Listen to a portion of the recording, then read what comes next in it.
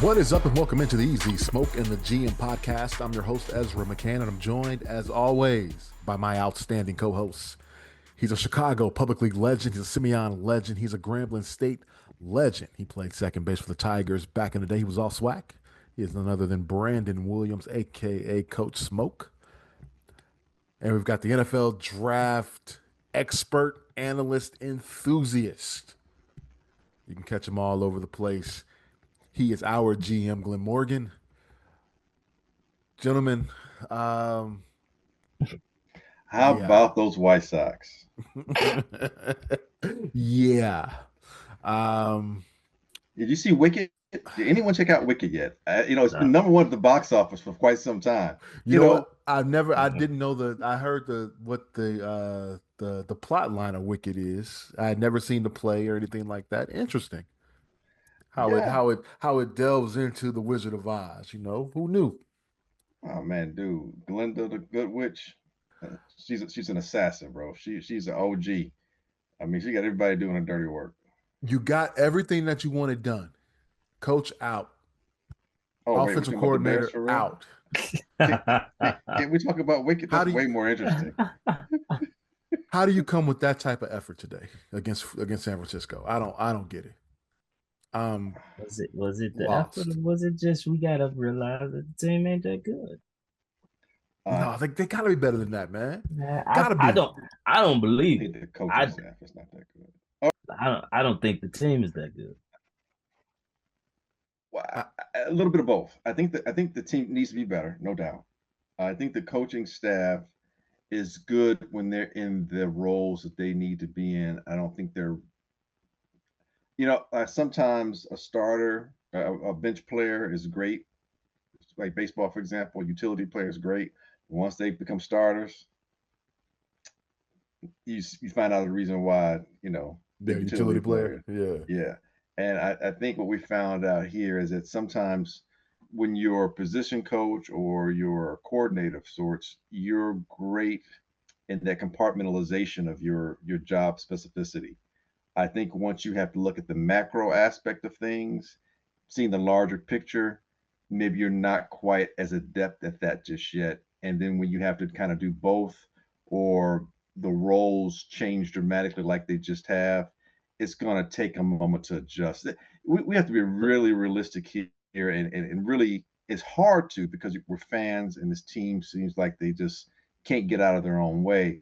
But I think we need to give this coaching staff and even the players to some degree some grace, because there's been so much changeover and so much attention to that, and it's been dramatic and it's been disruptive, and it's difficult to get all that, even with some of the extra time that they've had to get all together and then go on a road to beat a team that is much better at being a team than what the Bears have been. And so I think that's what we saw today.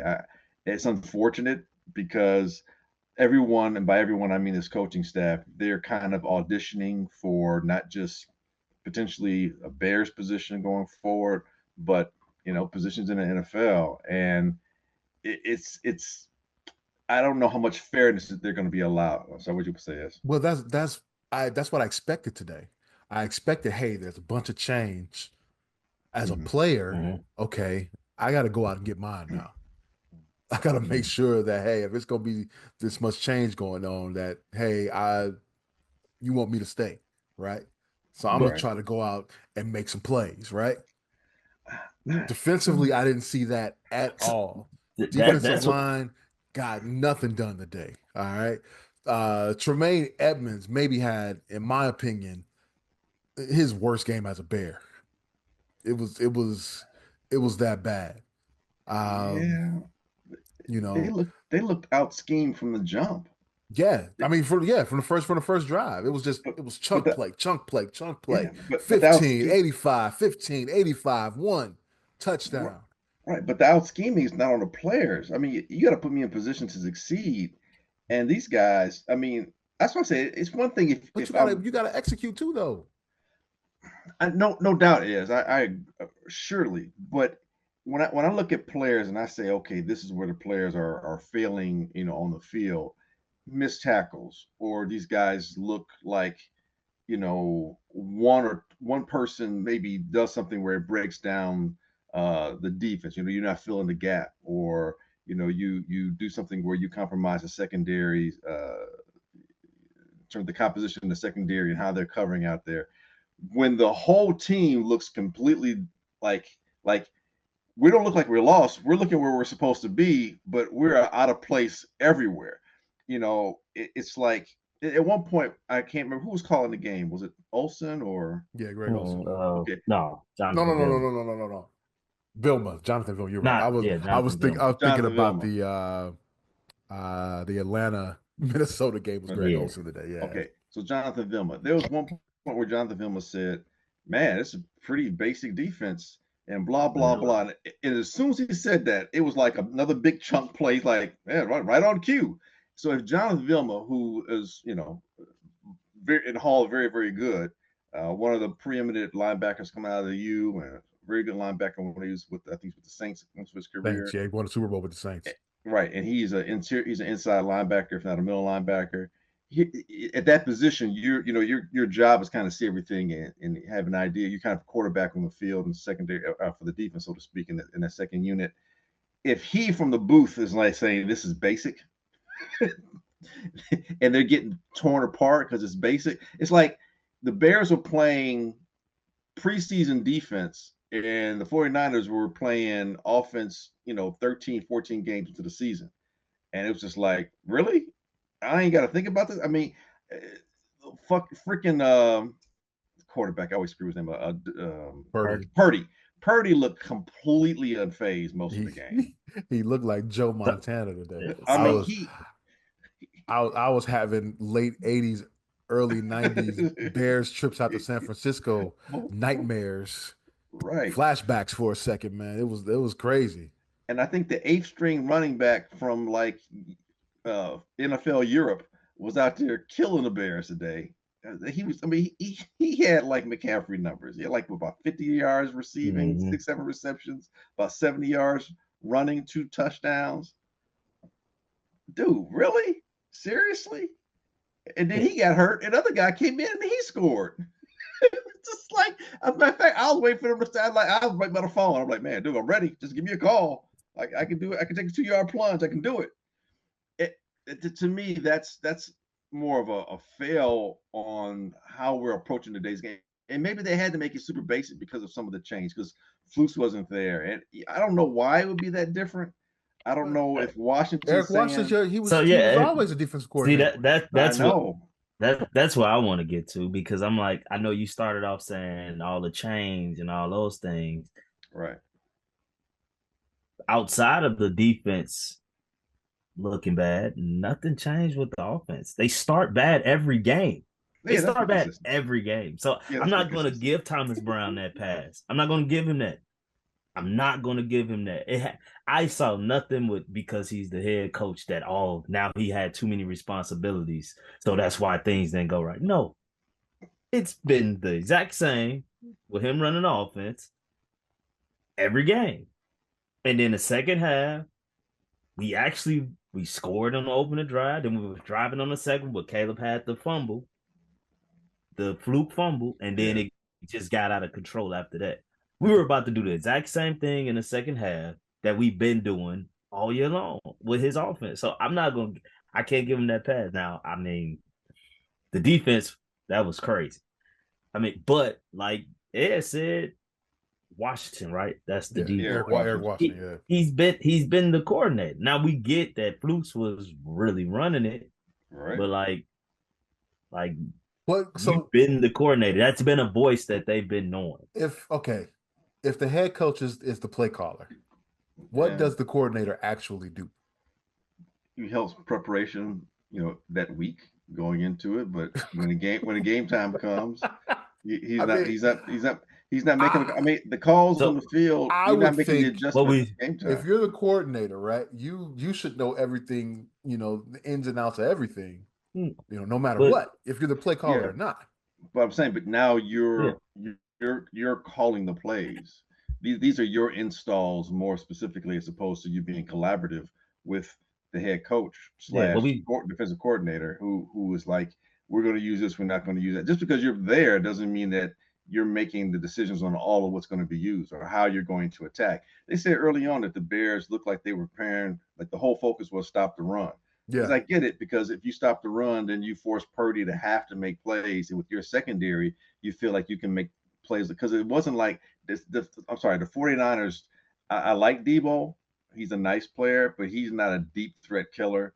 And nobody on that team is. And but you're getting killed by the guys being schemed open. You weren't being beat like 40, 50 yards deep. And so Yeah, I a think that lot whole of crossing routes. lot of crossing routes. And I think they were saying we're going to, because especially early on when they were trying to run the ball, the Bears were kind of there. But then the pass opened up the run, and then they started gashing the Bears up the middle on run plays. They weren't even like difficult run plays. And most of the touchdown runs were just like, damn, is it that easy? It shouldn't be that easy, should it? They're just walking. And Purdy, I thought he had a good touchdown, and they got called for holding. But Purdy and the guy he faked the ball to look like they both got to the end zone at the same time. Yeah. So when I see it happen that bad, I'm like, the player, all 11 can't be a lack of execution as much as it's just like y'all are something that it starts. I don't know how to say it, but it starts with how you're set up and in what you're trying to do. And it just looked different. The defense just looked different than when it looked most of the year.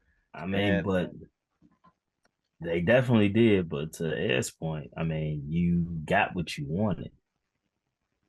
You out here talking about how things have been unacceptable of how things been going. You speak extremely high of Thomas Brown and the energy he's bringing to the team, and then you come out there and you fall flat on your face. Like, so what is it? What is it? That's why I say it's on the players. Y'all, I don't know what y'all want. I don't know, because I thought Eberflus was more like a friend, and I didn't like that. Right. But what is Thomas Brown? What are they then? Because if you all gonna come out with that type of, y'all gonna have that type of mindset before the game and leading up into the game about the changes that's been made, and then that's what we get. And let's be real here. This is a 49ers team that's been reeling. Yeah. Been reeling. Injuries have hurt them bad. They haven't looked like this all year long. Let's be real. They haven't looked like this all year long. They look like the 49ers team everybody came into the year saying was getting to the Super Bowl today. That's how they look today.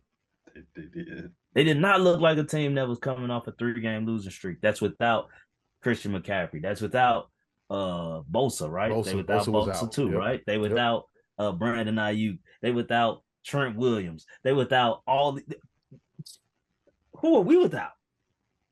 Yeah. Our coaches that we wanted out? We're out Flus, we're out Waldron. Who we wanted out? Who the fans wanted out? That's who were players. And we looked worse this week. That's crazy.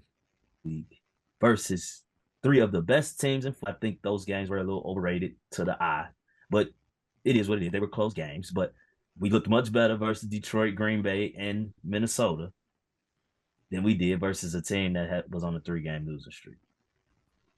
They're playing at home, man. West Coast travel. Okay, San Francisco. In Detroit. We had Minnesota and Green Bay. We had 10 days off. We had 10 days off to prepare for this game. Plenty of time. Like it. That's why I'm like, I mean, granted, I said last week, I'm not here for the Thomas Brown as head coach. I'm not here for it. But I'm not about to just place this all at his feet. At this point, the players, we're seeing that y'all aren't as good as we thought. Y'all aren't.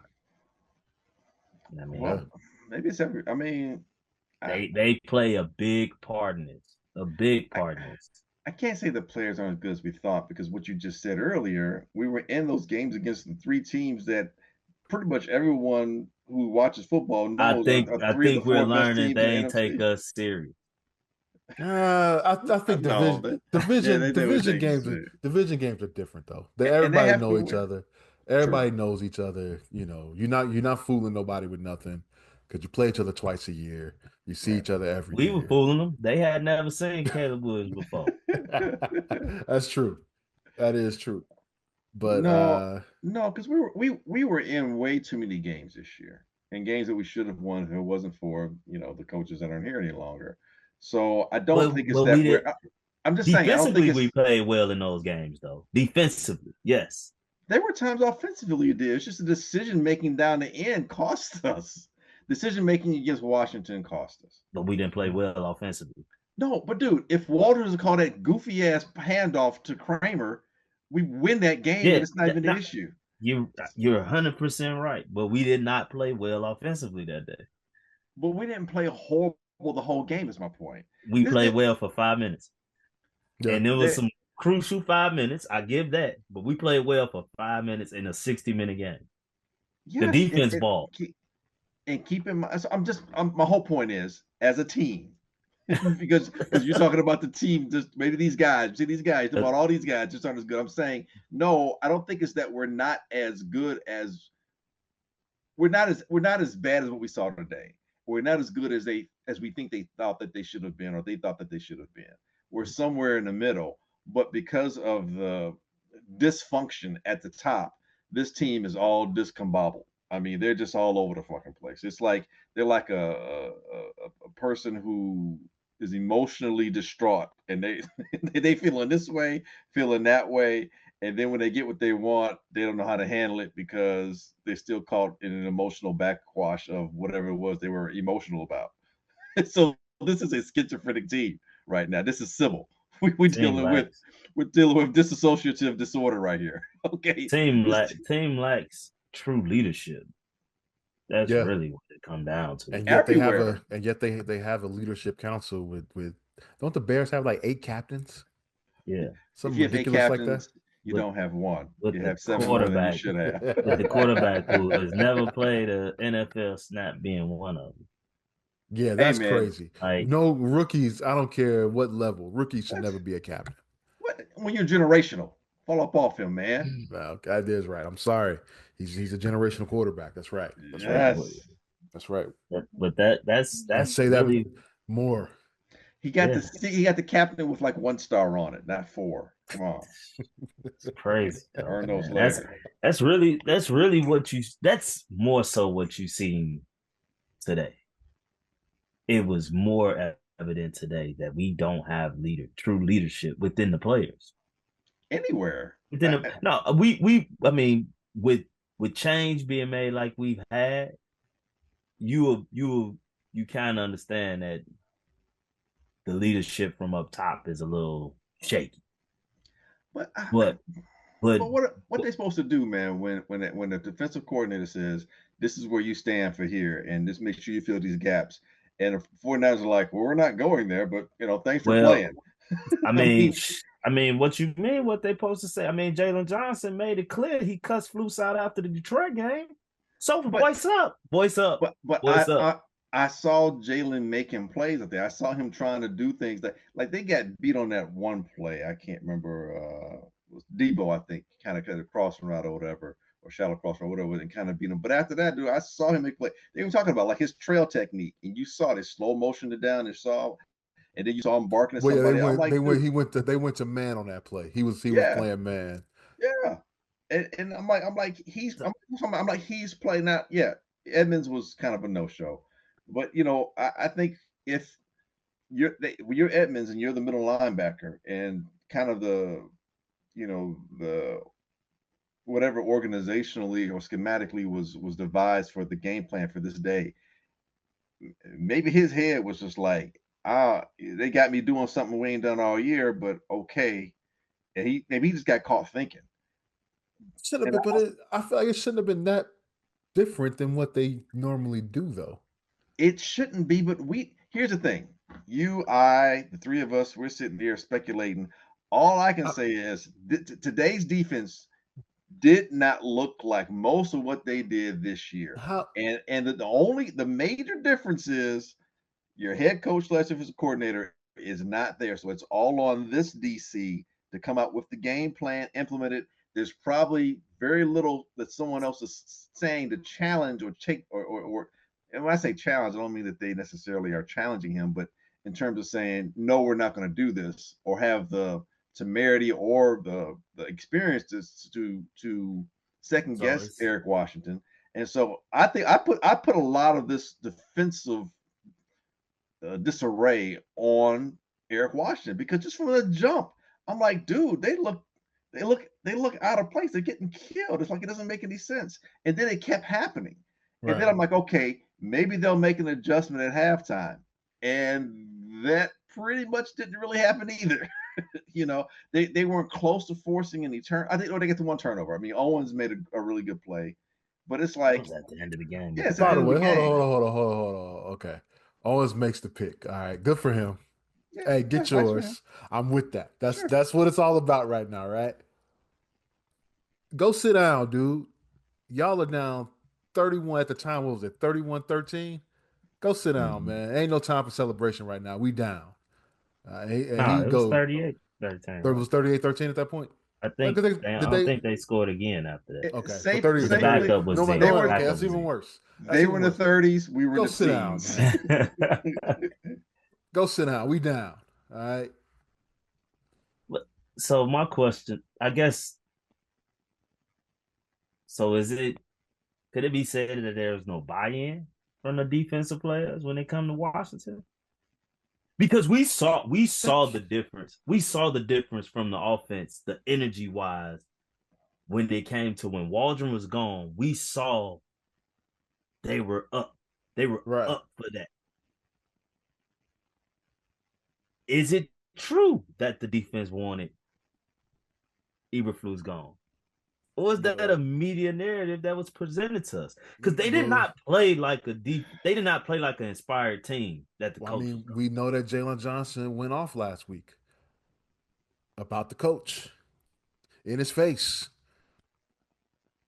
So So did he was he the just go only? You off saying on he the Flus? only one? Did he just go off on Flus, or did he go off on Washington too? You get what I'm saying? Because something No, he like, went off on Flus. He didn't go off on Washington. but it's just weird. Like, I think you're overthinking it, bro. They're not college kids, so they're not as emotionally connected to the ups and downs of wins and losses like they might be in college. I think in the moment, 10 days. It's like if it was a short week, I could say yeah, they're emotionally somewhere all over the place. But they had 10 days to get past that. And as pros, a lot of these guys have either themselves been on different teams in mid-season because of a trade, or maybe being let go, or they've seen other coaches. So it's not unusual business, especially the Man, defense. The defense has more vets than probably the offense does in certain spots. I think it was just a we matter of I think they just had a bad fucking game plan and they didn't adjust. I think it's and just that simple. and here's the deal: we didn't hit. Nobody went to bat for Flus this week.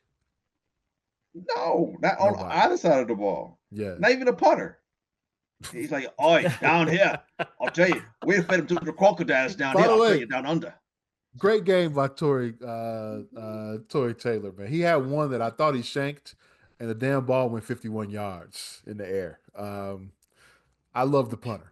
All right. oh, that's I know, crazy. Oi. Glenn, you say they shouldn't have used a fourth round pick on a punter, but That, yeah. no. MVP, Tory Fun. Taylor. That's crazy. Yeah. Oh man. Uh And Caleb, what about his performance today? Mr. Captain. he man. What I've been The saying. offensive line played terribly today. I don't Again, want to get off of that. Braxton's gotta Braxton go. Jones is, oh my God. Gots to go. All you got to do, just bull rush. Just get Yes, under his that's all you pads gotta and bull do. rush. That's all you got to do. Gross That's Matos hasn't done anything, and this is like his third team or second team. He came from Carolina. I think he got drafted by them. Nice hyphenated name, but he should not have 3 sacks. yeah, he got one. I think Leonard Floyd got him on one play. Mm-hmm. Um, yeah, that can't happen. Uh, But Caleb, man, he holds the ball entirely too long too. No, we've never seen that in Entirely Chicago. too long. And I thought that was supposed to be, The other the guy, generational quarterback was supposed to, fix all that. You know, dude. number one was the one that held the ball too long. That's what I do you remember. do you not recall during the whole thing several months ago before Caleb got drafted? We're talking between January of this year and maybe March, where we said, "What you're drafting a guy potentially who has some of the exact same flaws as the guy you want to get rid of. Yeah. They both hold the ball on too long. They both play hero ball. They both coming from defenses or the offense, whatever it was. They had to do things to try and do whatever they could to get the game won, which led them to be prone to some mistakes being made. They both are, athletic. I mean, it was just the only difference was Caleb manipulates the ball passing probably better than Justin. So you look toward him being a better passer than where Justin is, which I think is the case. He's a better passer. But I came away, and again, anybody watching, listening, I'm not saying I want Justin back or anything like that. I'm not trolling that aspect of it. What I'm saying is there are times, to your point where you were talking earlier, Brandon, and I think Ez, where the players have to do something to make plays, make something happen. And there were times where I thought Justin, with a lot less talent, carried the team. I thought he did a better job of carrying the team than what I see from Caleb at times. When Caleb gets hot and gets on a heater, he can string them together, and he looks like, okay, I see why. But until he gets hot, he's inaccurate. He's throwing behind guys. He's underthrowing guys. He's holding onto the ball. He's taking bad sacks, and it puts the team in a bind that they're just not capable of getting out of. And then again, what was brought out in today's showing of the game in terms of the broadcast part of it, they were saying that these players, the receivers, as talented as the receivers are, don't do a good job of Winning one-on-ones. winning one on Yeah. ones, particularly, and that they're so specifically inclined to what they do that you have a guy in Keenan who handles the middle of the field, and then you've got DJ who can kind of go deep a little bit. Their intermediate routes are where they struggle the most. So that's why you see Caleb holding on to the ball. I'm like, man, that really sounds familiar. Sounds like what the other guy was being lambasted for. But you know what's odd to me? They saying all that, and this is I guess this is the part where people be like, man, you just don't rock with Caleb. No, I mean I guess I'm appreciative of Caleb in this aspect because he's so beloved by the media that they look at the things we've been speaking on since we've been on this show, since we started this. They speak on the fact that the offensive line isn't that good. They speak on the fact that the receivers aren't getting open. How many times did we talk about that all the time since we've been doing this? That our receivers never seem to get open. It looks But harder. all we saw with Justin was screenshots of a receiver by itself. We saw plenty of screenshots. I haven't seen a screenshot all year. Yeah. I haven't seen one. I haven't seen one floating around through the internet. And I know it's times that we have receivers open that he doesn't hit. It's Yes. the NFL. It's going to happen. Like, and it's not me saying he got to hit those guys. It's going to happen. You're going to miss guys. It happens. But like, these are all the things we're used to. We're used to. Nothing has really changed. Nothing has really changed. Only thing about Caleb is when we down for some reason he turns up. And it's like, dude, where is this when the game first starts? Well, I The think defense San isn't playing the Francisco same. started. Yeah, they started playing a softer zone, and that Mm-hmm. that opened some things up. Yeah. There's a reason behind it. Yeah. Especially if it keeps happening. There's a Yeah, pattern here. yeah. Yeah. They were definitely coming after the man. Got sacked 7 times today. Was Yeah. it 7 times? That can't happen. What is he at? Like 57 sacks, 58 51, sacks? I thought they said. I thought he was Maybe 49 coming into the game. I thought he was like 47, 49 coming into the game. That's crazy, 51 must be the record or something. crazy. But No, because what's old boy who got drafted #1 by the Texans. I think he set the record like 70 sacks in the season. Carr. David Carr. Yeah, But I think Caleb's going to break that with a 17-game season. For the stat watchers out there, 17 to 23, 134, 2 touchdowns, no picks, a QB rating of 116.9. Yeah, dude, that's why I lose. They're gonna go off for that. Oh my goodness, Caleb is just playing with just a bad team.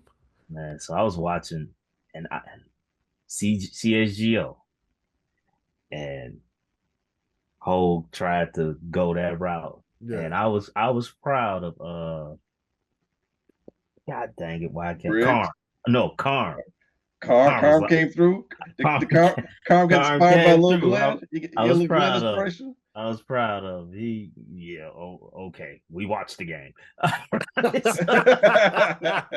Nice. And Hogue trying to justify the numbers, like no. At some point, like okay, we get.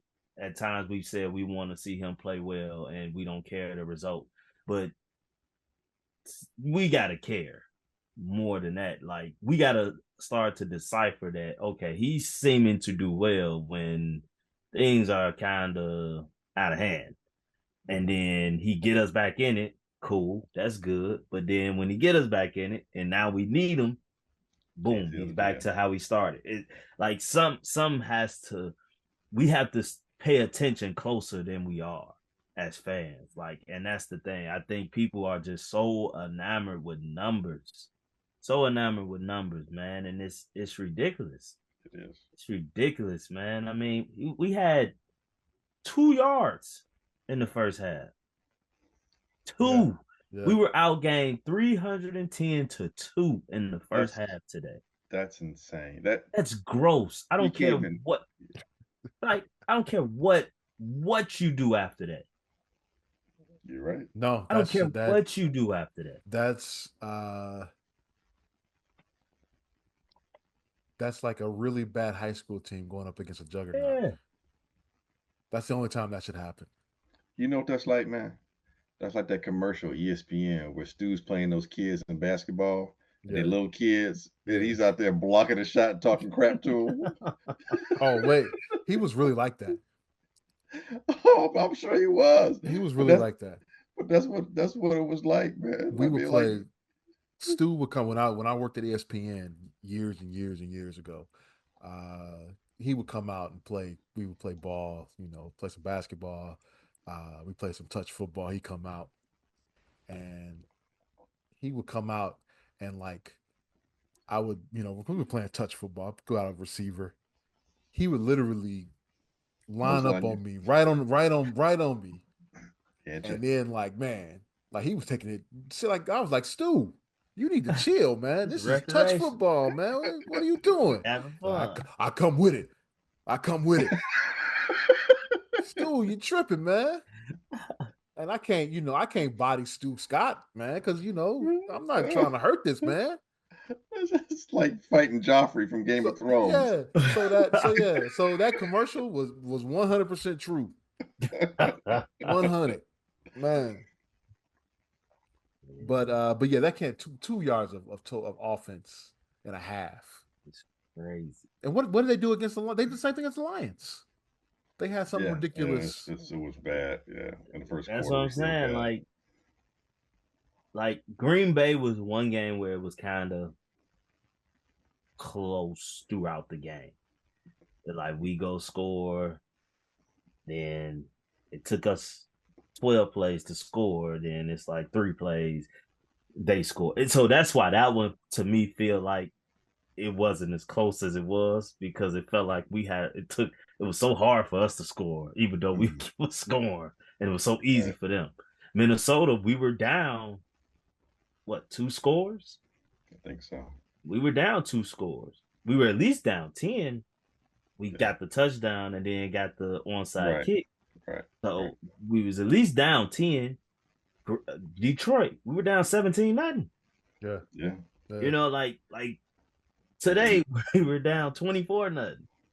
Like there is a trend here that people are ignoring, because once the defenses relax a little bit, his game is elevated. and it's and the numbers thing that people want to see. He's satisfying everyone with the numbers. With the numbers. That's what he's satisfying the people with. Like at some point, like I said, he has to learn how to win. He has to.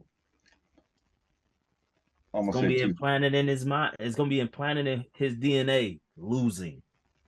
Yeah, yeah. I'm gonna say two things right quick. One, I was speaking with one of our biggest fans, Mrs. Teresa Robin Thompson, excuse me, and I said, if the Bears go 4-1, then I would seriously consider keeping a lot of the staff in place. If they go 3-2 down the stretch, then I'd give them the interview and see what's what. If they go 2-3, all depending on how bad the losses were, we'll see. 1-4, thank you for your service. After today, and after just what you guys just been saying, specifically B in terms of like, this is a trend, and then as saying, second half, it's because the defenses aren't playing as well, and combining it all to be a situation that I don't like. It doesn't look good at all. So at this point, right now, everybody needs to go. Yeah, you The guys, whole thing, the something's got to whole thing, change. the whole coaching staff. Yeah. I'm not advocating for people's loss of jobs. I hope they find work elsewhere.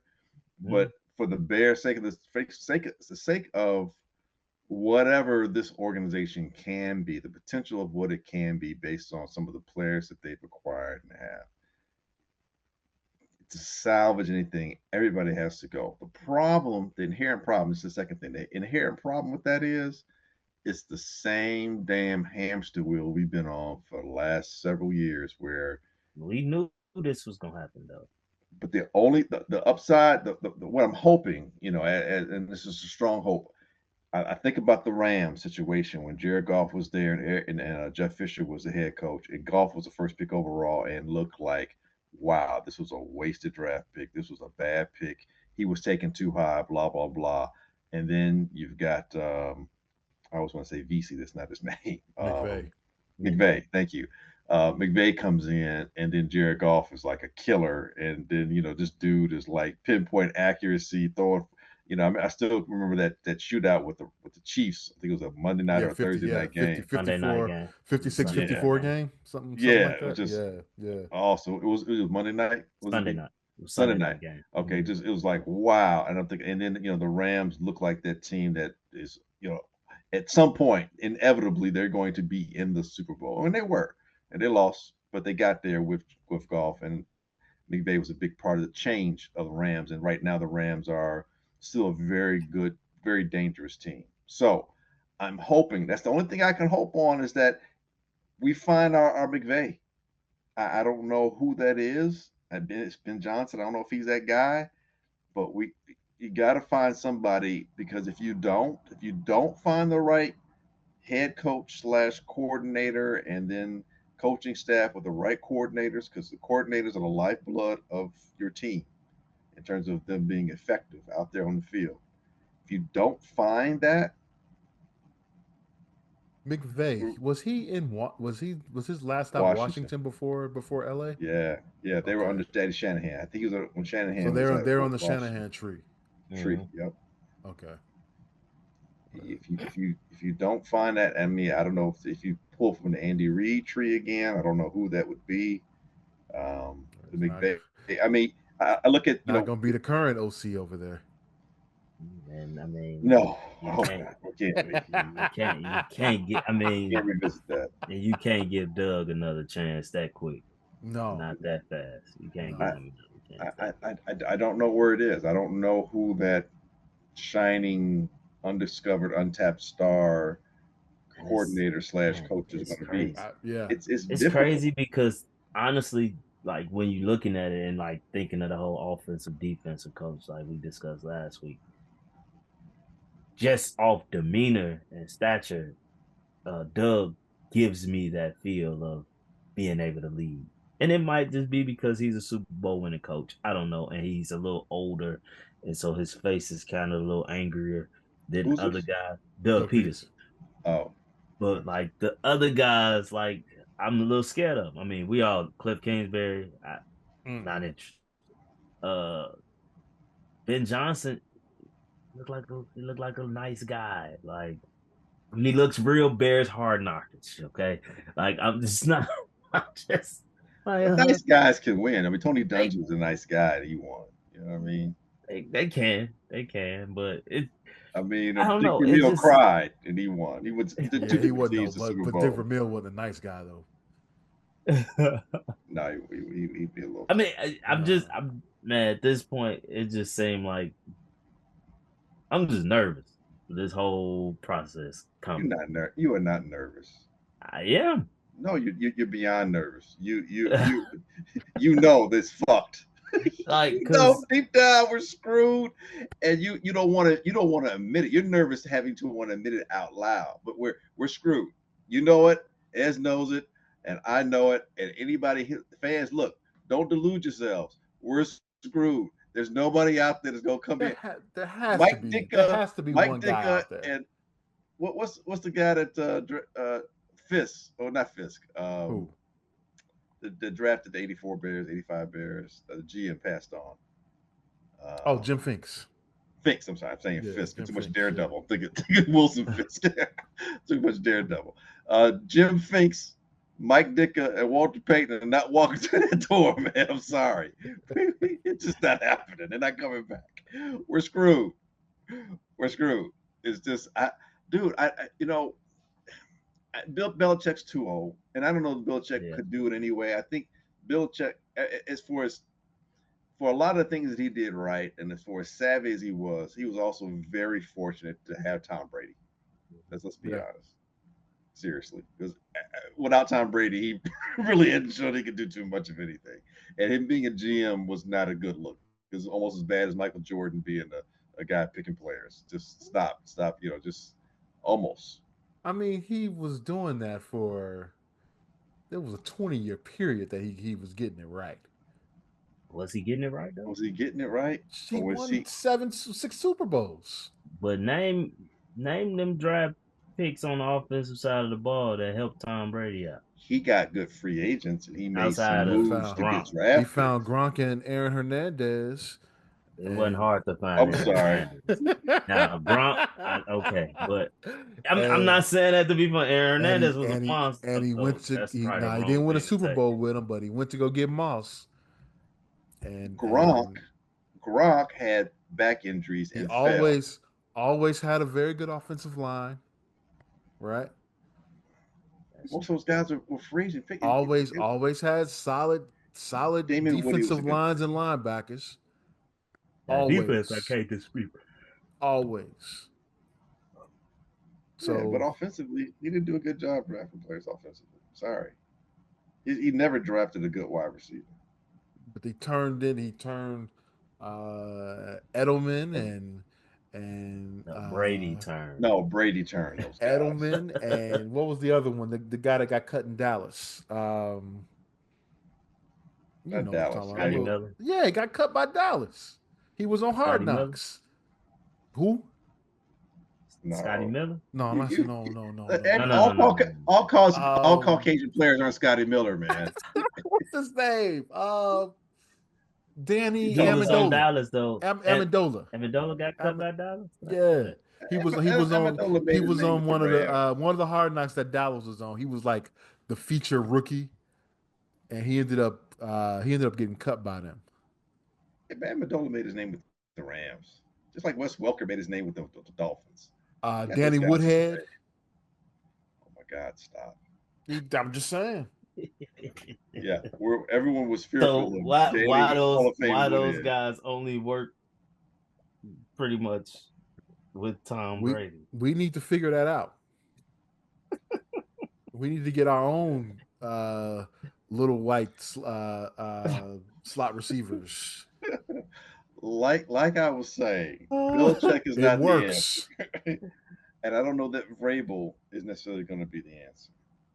I don't know what coach is out there, man. We don't know who's the answer. We just gotta whoever we get. One thing I know for sure, whoever we get, if it's not named Ben Johnson, the media is gonna lose their mind.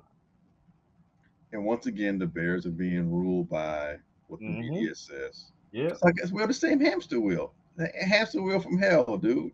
Yeah. Look, I'm gonna say it. You I don't want to mean, say it. You scared? You nervous? I'm gonna say it. We're screwed. We're I FUCKE. mean, just like how quickly so many was ready to be open to Thomas Brown. No, no. I don't care if we went 5-0.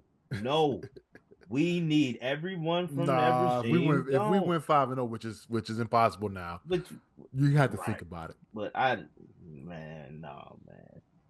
You would You have have to think to. about it. But You that's you you over now. you have to You, consider them. You You would. can't. Yeah, you would have to. I get that. But I not get now. that. But And I didn't but get I my whole thing with Thomas Brown was okay. Everyone's got these glowing things to say about him, but then why wasn't he considered as the OC to begin with, right? because he was bad Well, in Carolina. I understand that. I'm just saying. But now he goes from being the passing game coordinator, whatever the hell that means, to head coach in 3 weeks, and now we gonna give him the job permanently? Nah. Well, That that's not that that happening. don't We sound don't have to good. worry about that. That don't sound Yeah, good. After today, we it's definitely over don't have to with worry today. about Yeah, it's that. over with. Yeah, you're right. Yeah. That is true. Hey, It's fellas, over with What, today. let's move on, man. To college football, man. The playoffs are set.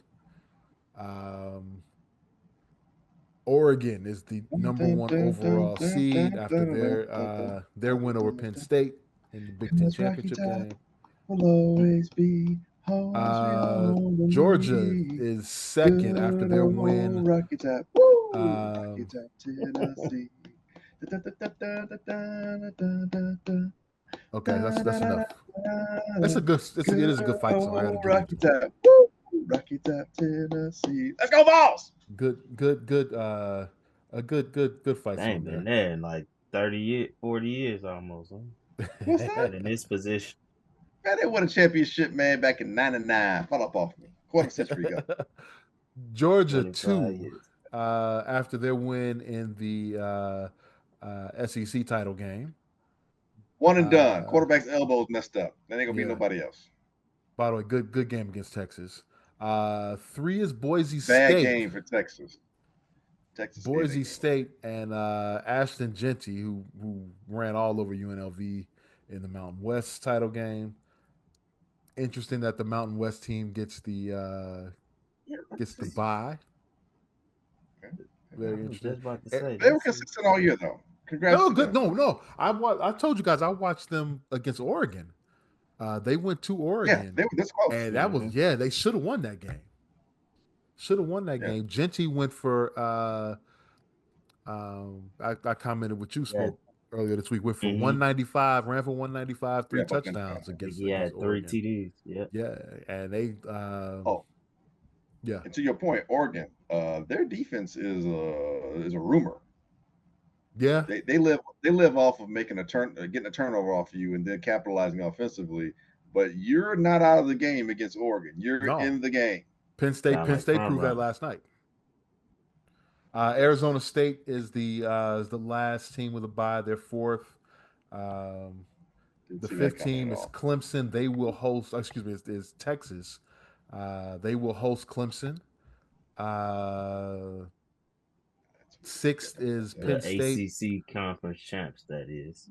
Yes, that's right. Six is Penn State. They will host SMU. Seven is Notre Dame. They're going to be hosting Indiana.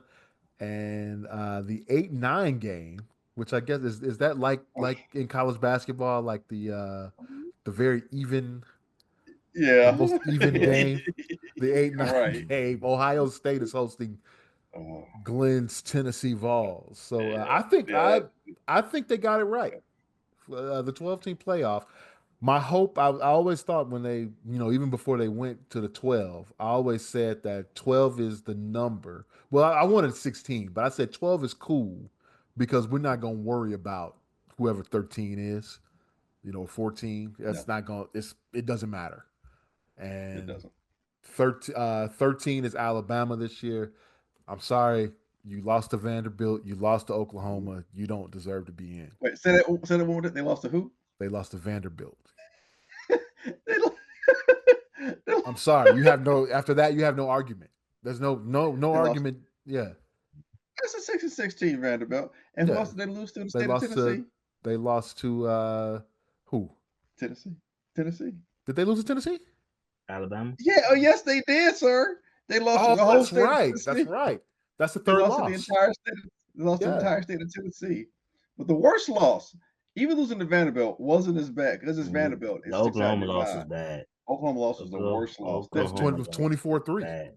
Oh my God, Like, the Oklahoma loss by Alabama and Notre Dame still inexplicably losing at home to Northern Illinois. Those are two of the worst losses I thought. And then maybe Georgia Tech. I mean, not Georgia Tech, but Miami losing. Miami losing to Georgia Tech. No, And they not were really. Syracuse. Not really. Losing to Syracuse. They had a 21 because they point they lead. were up. They were up 21-0. Right. Yeah. Yeah. So those were three really bad losses. And maybe Colorado, but they didn't really. I was going to say losing to Kansas, but they didn't really factor in. They had some other losses. But those three for teams that were close to making the playoffs, I thought those, or actually Notre Dame's in it, but I thought those were some of the worst losses that could have really cost you. And it cost two of the teams. It cost Alabama and it cost Miami. yeah, I think Notre Dame. I was gonna just say I think Notre Dame losing to them early This is the best thing gave for them them. a chance to rebound. rebound. Yeah. Because they lost to them early enough to where they needed to, of course, win out. Because had they lost again after that, they wouldn't got in. I don't. Yeah. Yeah. I One agree. more, they would have been out. Absolutely. Yeah. Absolutely. I agree with you that they got the teams right, but the seeding thing has got to be readdressed. It's got to be addressed and figured out. Yeah, they got to get rid I of would it. think. I honestly, They I should would just think do 1 through 12. I would think that Indiana should be hosting up a game Over Yes. who? over Notre Dame. Or Texas. Oh yeah, Indiana's 2 losses, Ohio State and Oregon. No, Indiana only had one loss, bro. Oh, I'm sorry. Yeah, but they played a. No, if you Played watch a the Big Ten game, schedule though. right? If you watch the game Yeah. against Ohio State, they were in that game until the punter just to catch the ball, and everything changed after that. Like they gave up field position, they gave up momentum, and they got in over their heads on the road with a team that's in a stadium of 100,000 people. And the momentum thing was a real thing, which happens in college football a lot. So it's like I don't really fault you for losing that game because Ohio State still was considered one of the top 5 teams in the country at that point because their only loss was a 1 point loss to Oregon on the road. They had a At that chance to time. win the And then, game. and then the Right. Michigan game. Right. But I was saying at that time of the Yeah. Indiana game. So right at that time. So I think Indiana shouldn't fall all the way to what are they? They're 10. Yeah, Yeah. that's crazy. That they should be. There's no way they should be 10, dude. They should be like 7, 8, somewhere around there. But hosting, I If I agree. said They 7, it should should be. go I think they should have flip flopped Penn State Notre maybe Dame. or Notre Dame. Yeah.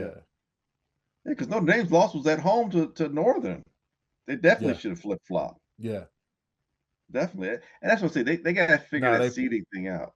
They probably wanted Notre Dame to host. I'm sure they Because it's did. Notre Dame Stadium. They can. Well, like I say, but I they also can get look at it. 90,000 in there. I'm sure. Yeah. But that should be the criteria. No. But they went off the rankings. Notre Dame has been higher ranked than Indiana. Yeah, No, it took Indiana because they're rankings- Indiana. It took them a while to crawl up. Yeah. But the rankings don't. The rankings before the committee don't matter. They shouldn't, but clearly they do. Because Clemson, the 12 seed. Like, and this automatic bid for conference champions is what throws me off because the conference champion, you don't even host the game. Now, I get it. I'm not mad at it because they records suck, but this is why. This is why the committee. This is why I think the committee. They should address it. But to your point, and I agree. But I think this is what the committee thought. I think the committee thought with the Power 5 conferences. I'm sorry, Power 4 conferences that they would take those 4 slots. Right. and that the fifth slot would be a non-power five. And so are they really as good as the power teams, or are they not? We'll give them a home game, but we're going to see. Actually, not even give them a home game. Right. Because they ain't. But because they're not, they figure like, a team from the USA Conference or from the AAC or from the Sun Belt or from the MAC, or I forget the other, Well, the Mountain the West. Mountain West. Out west. Boise State is in, yeah. Right. That those teams aren't as good as the Power Four teams. So you should be grateful that we're even letting you into this thing anyway. That we're giving you an automatic place, even though that place is 12.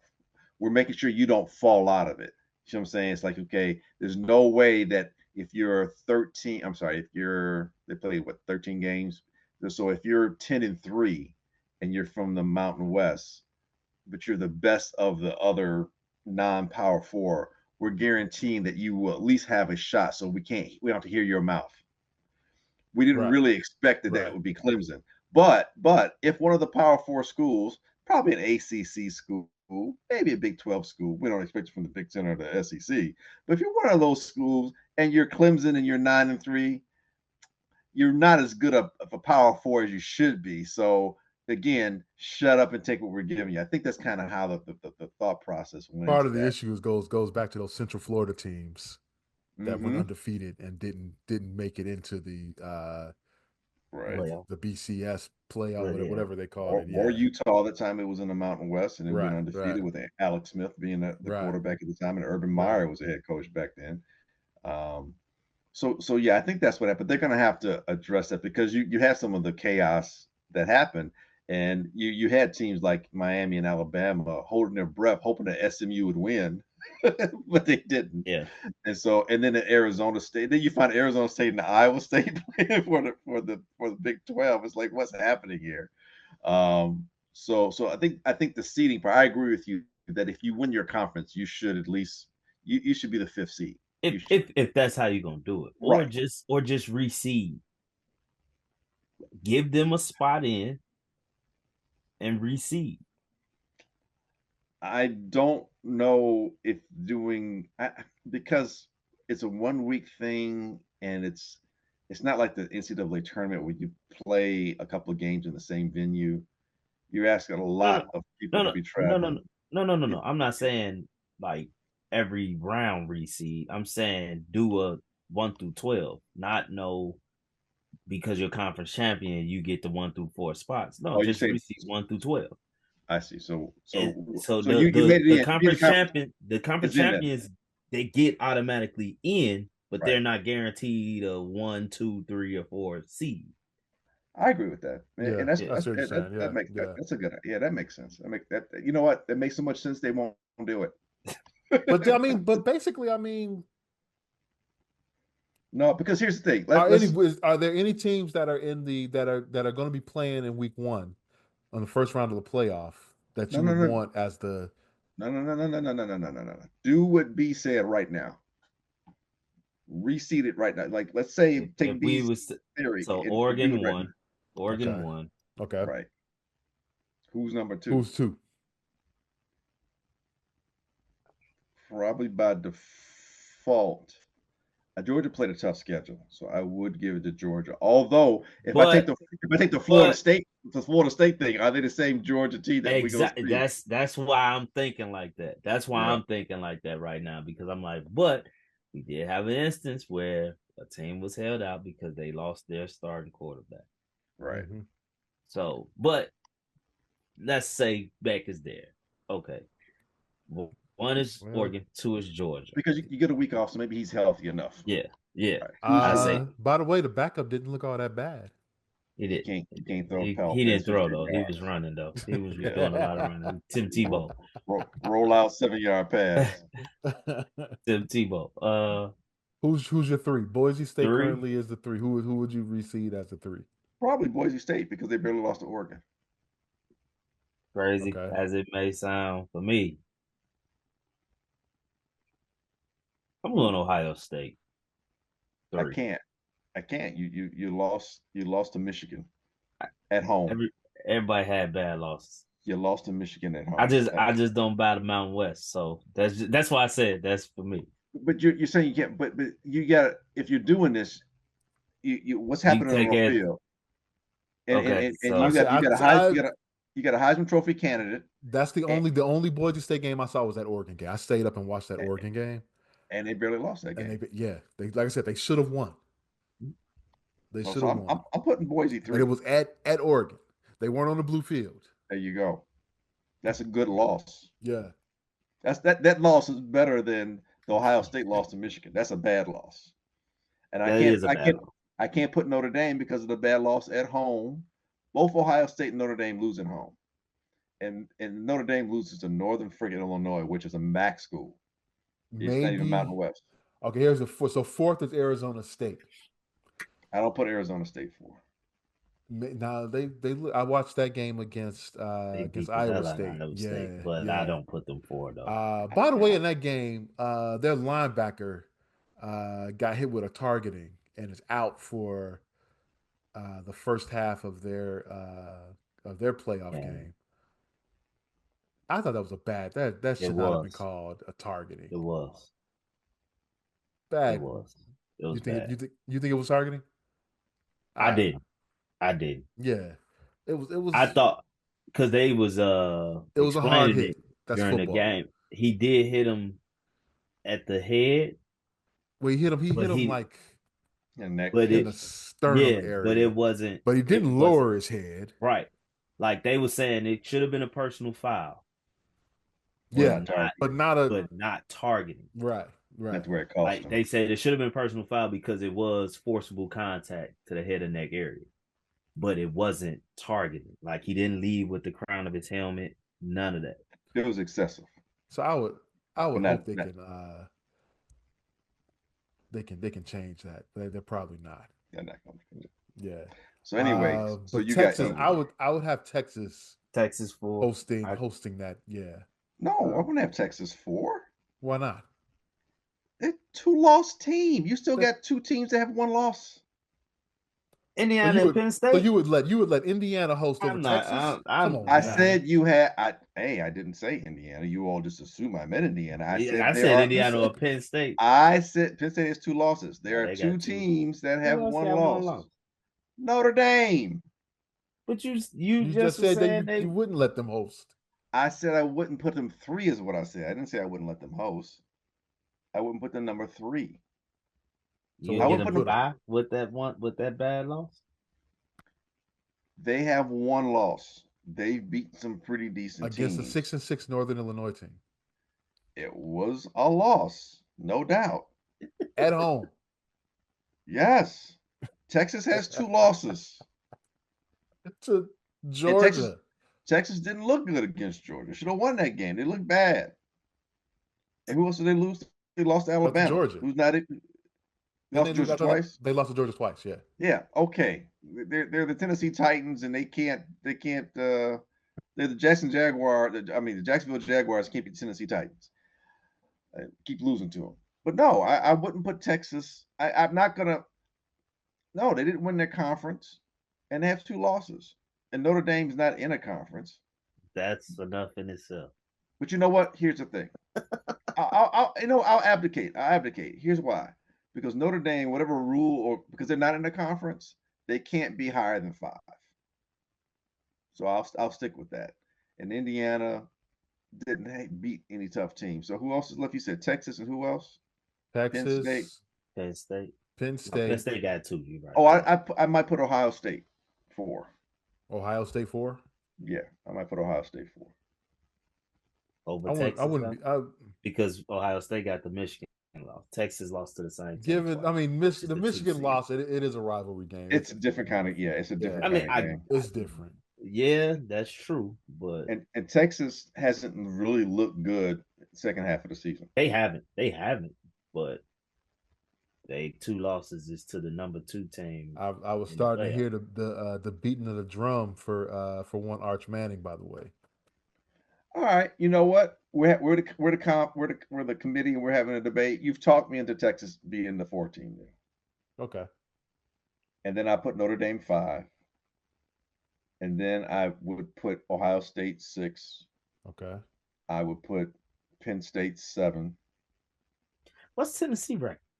They have 2 losses, but they have a bad loss to Arkansas. Loss is kind of a bad loss. They lost to Georgia. I put them above Penn State.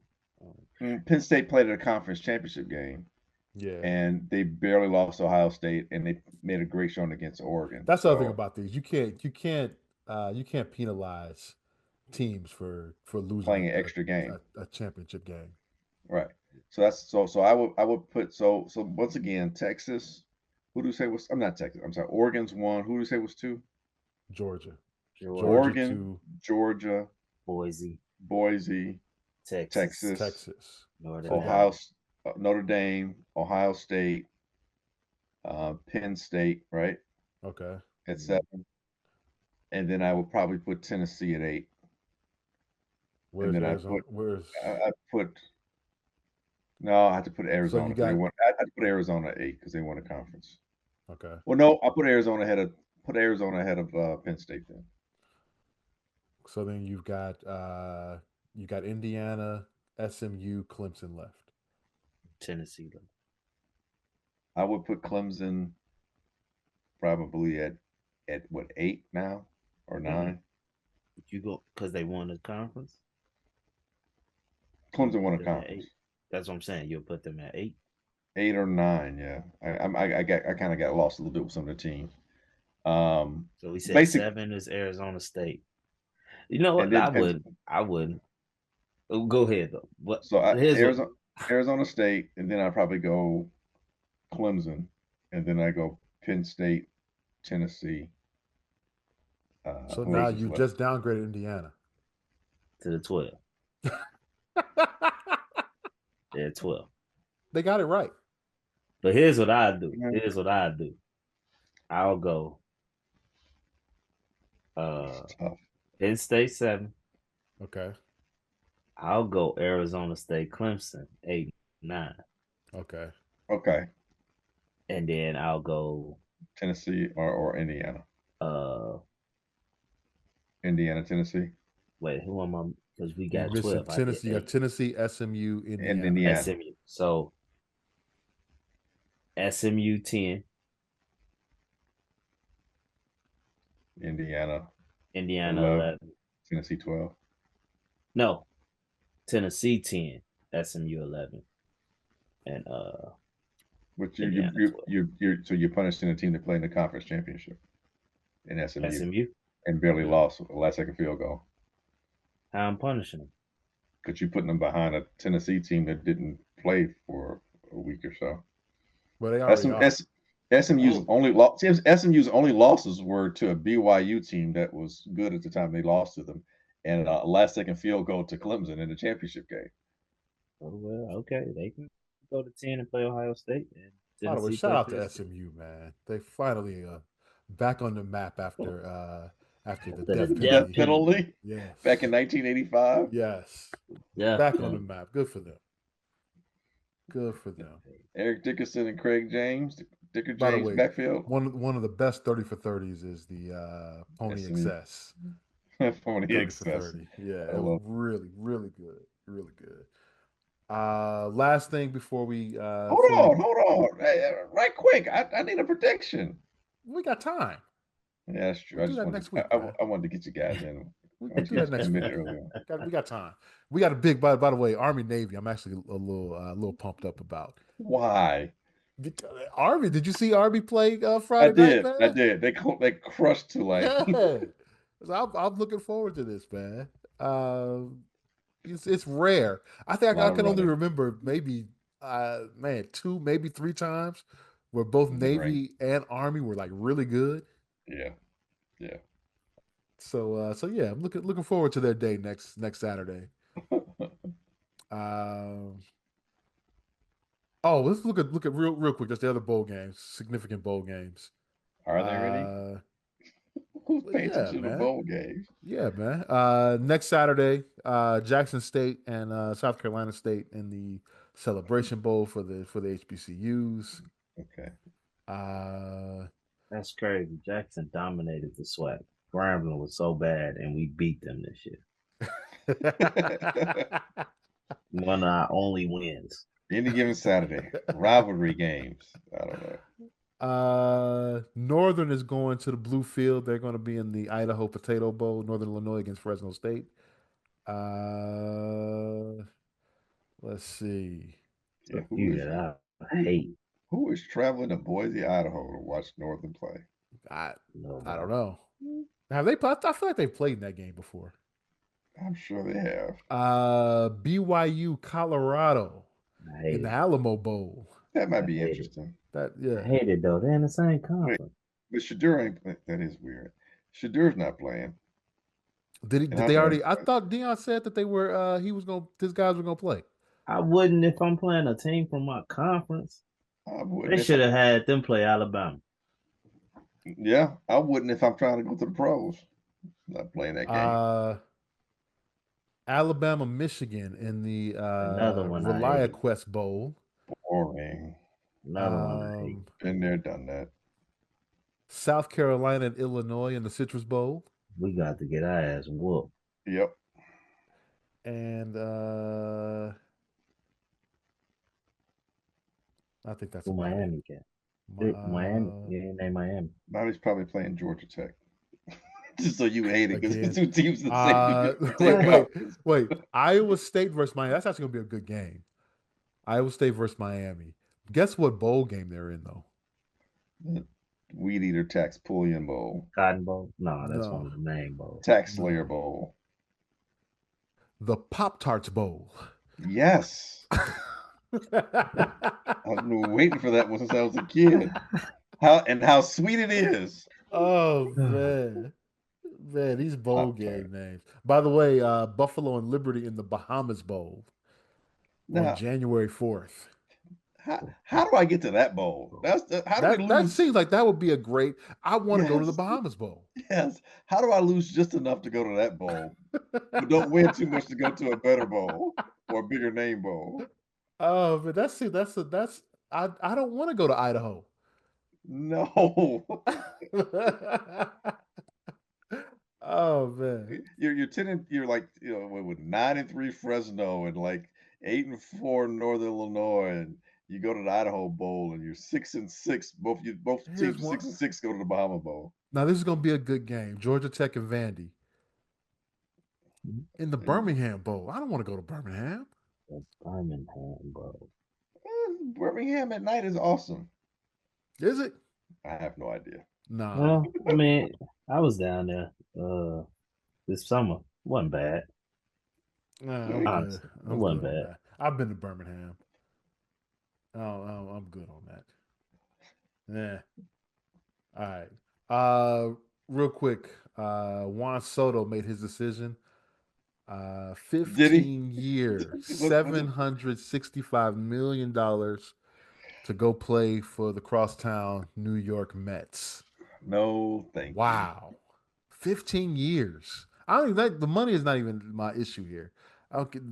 Clearly they're making the money. If that's the market, go hey, more power to you. But to sign a guy for 15 years, that's a long time, man. That's crazy. I remember when A-Rod signed a 10-year deal, and everybody was like, "Wow, what the hell? 10 years?" And here we are. And how was A-Rod at the end of that deal?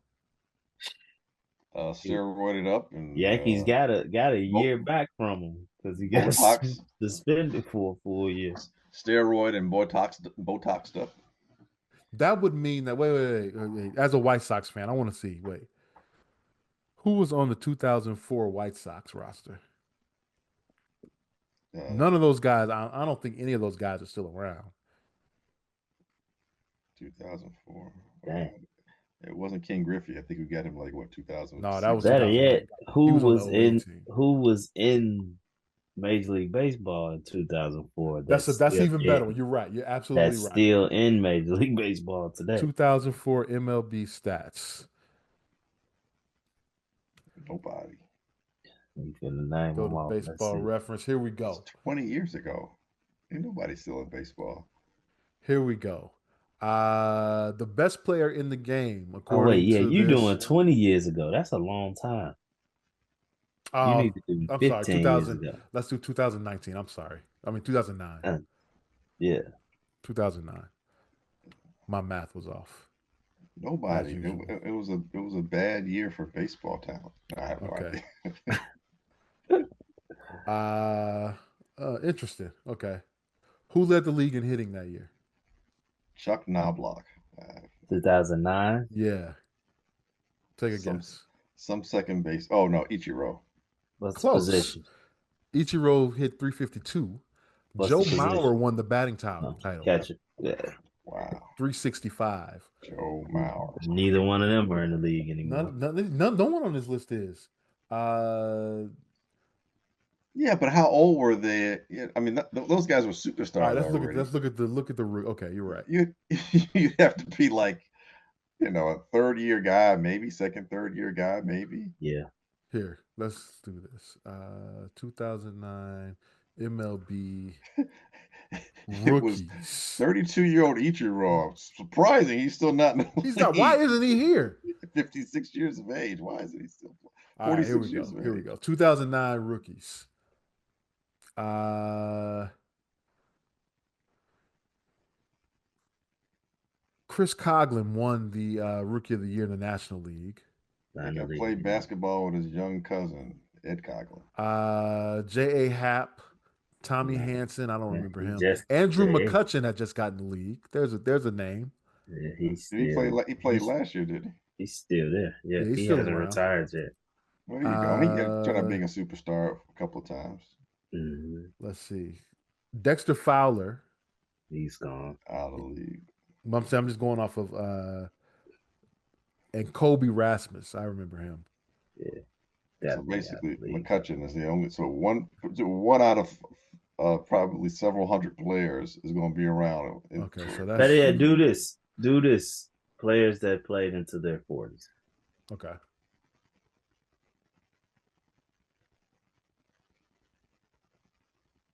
I know Jeter played into his 40s. What about Fred McGriff? Did he play into his 40s? I feel like he looked like he was 40. What about what's the dude played with Texas Rangers for a while, power hitter, played with the White Sox, a Latino player. I think he might have been Cuban, maybe dark skin. Okay, here we go.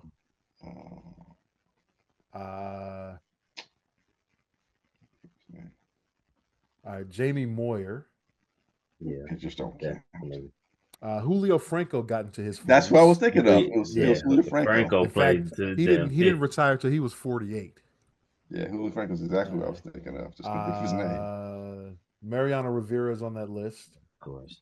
Did Manny play? Hawks' favorite player, Carl Yastrzemski. He made it to 40. Yes. 43. Yes, Toby's gonna play into his 40s. That's right. Carlton Fisk got into his 40s. Pudge did. Pudge in the ass. I played with those guys. Pete Rose. Mm-hmm. But you're talking about all-time great. Ricky Henderson. Mm-hmm. Barry Bonds.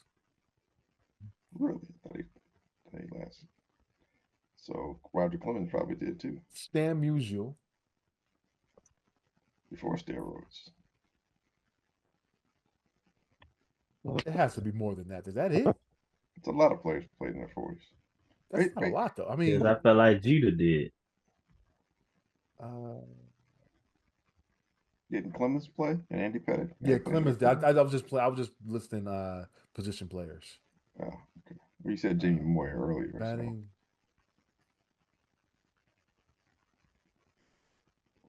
Manny Ramirez? No. I don't think Manny made it to 40.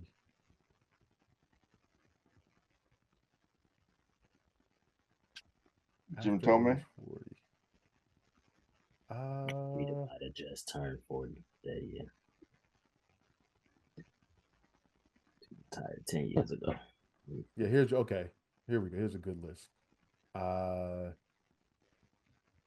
Games played after 40.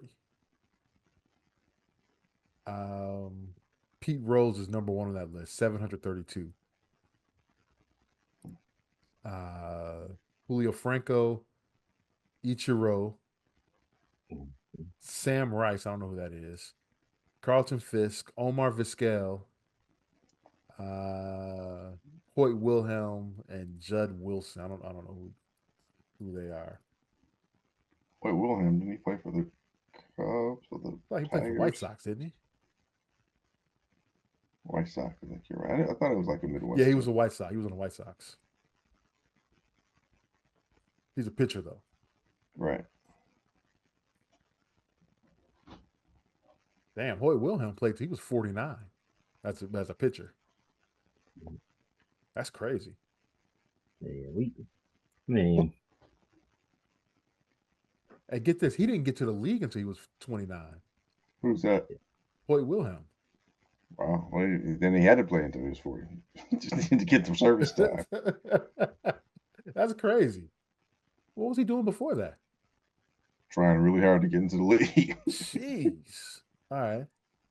Needless to say, I'm just saying, 15, that's a long time, man, to ask somebody to produce like that. he'll be 41 at the end of that contract. Yeah, What's he but gonna make? Wait, I want to see the contract. Have they put that out there yet?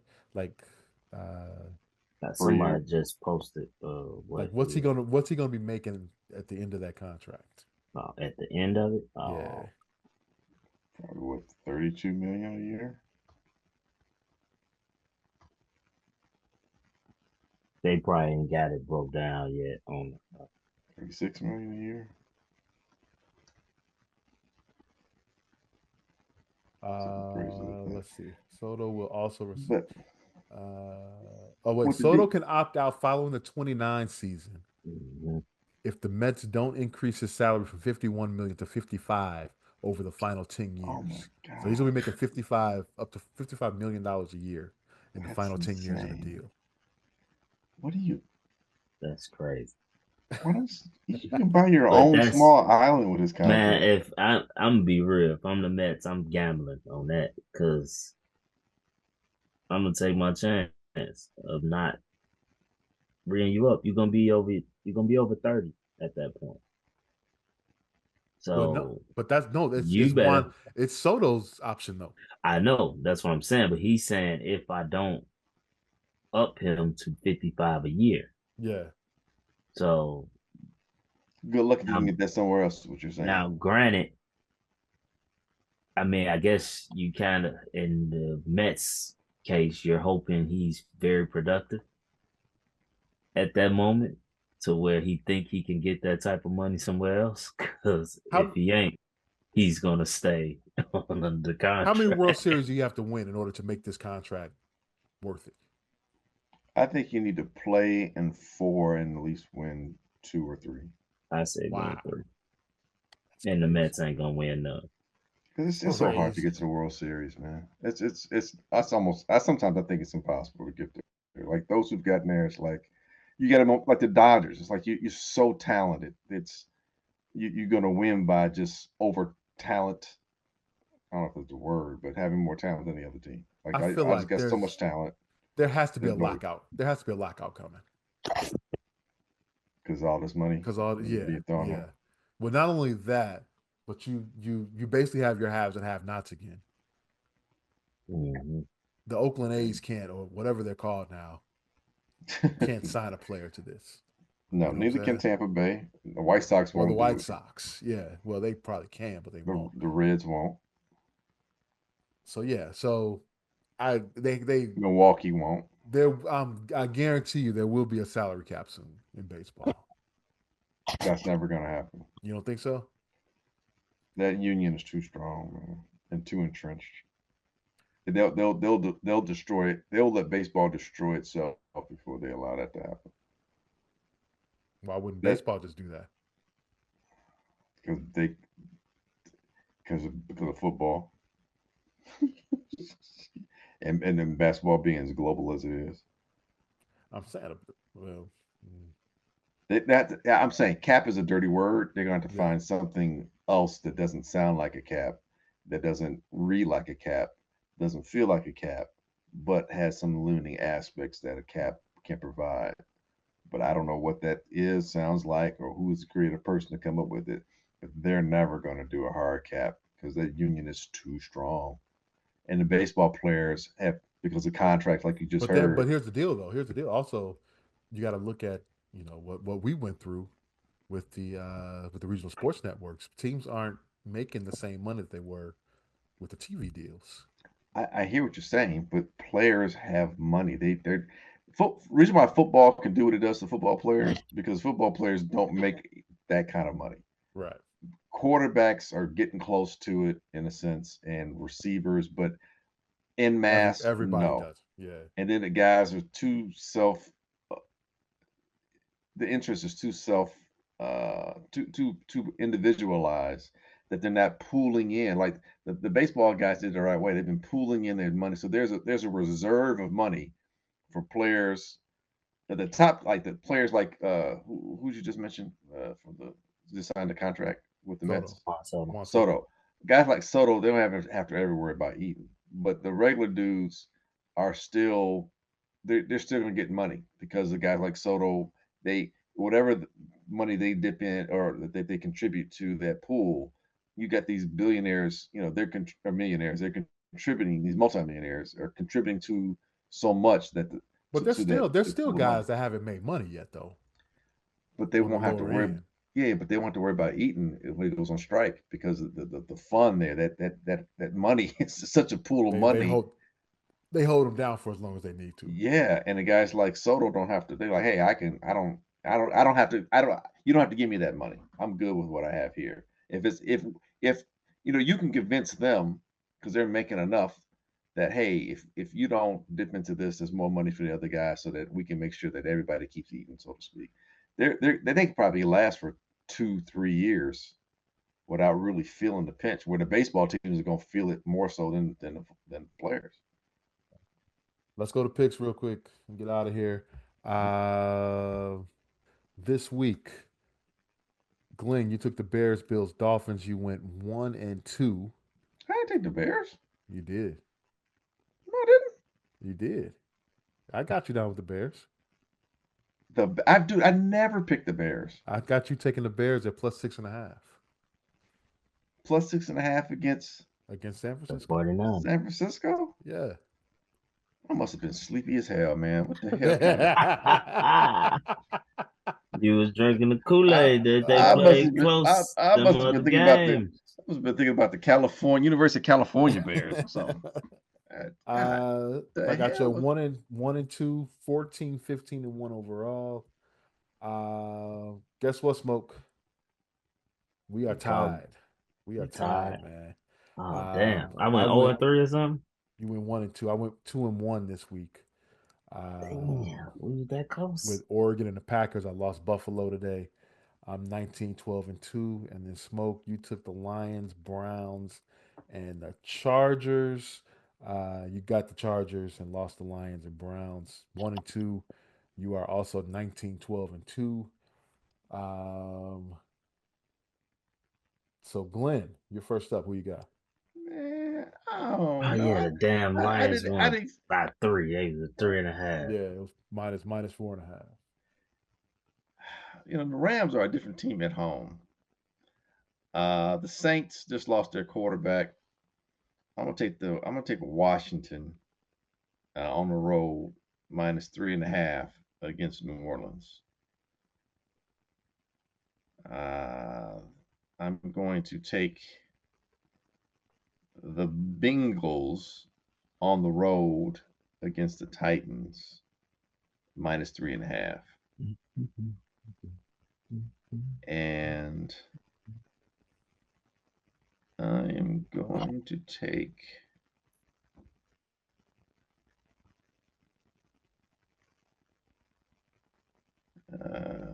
Bills Lions looks really interesting. Man, screw it. I'm taking the Vikings. Wait, the Bears are favored? No. The Bears are -1. The Bears are -1. I know what I'm taking. I'm taking the Vikings all day long on that one. That can't be right. On the road? On the road.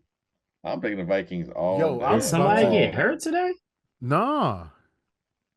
Because check this out, That's the crazy. others have the Vikings at 6-point favorites. Yeah, that's Yeah, weird. DraftKings does. I'm FanDuel has nothing yet, but man. everything else, yeah. Hey, but that's what it Tripping. says. I'm taking the Vikings +1 all day long. Air in your favor. I at least got one win. That's a Monday night matchup, by the way. Yeah, that line is definitely going to change Yeah, on that's good. Monday. Yeah. So anybody listening to that, this is before this is before the line changes on Monday.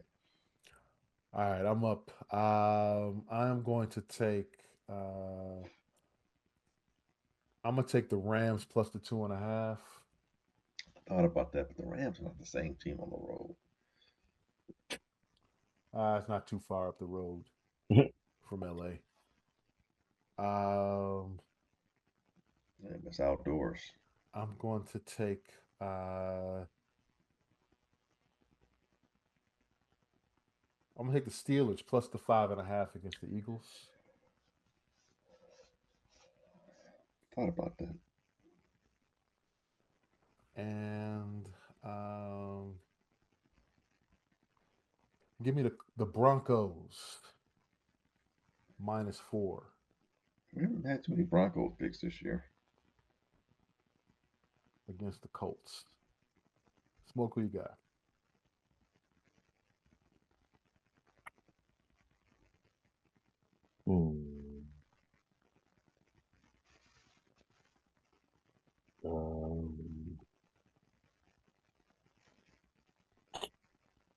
Go Miami plus 2.5 versus Houston.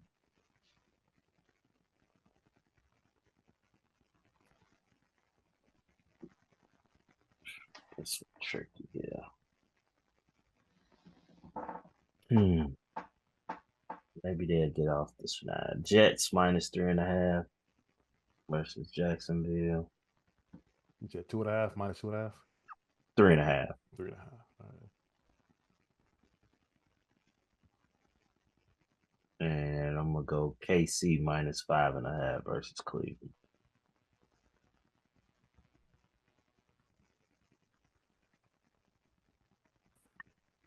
All right. So I got you the Dolphins plus 2.5, Jets -3.5, and Chiefs -5.5. All right.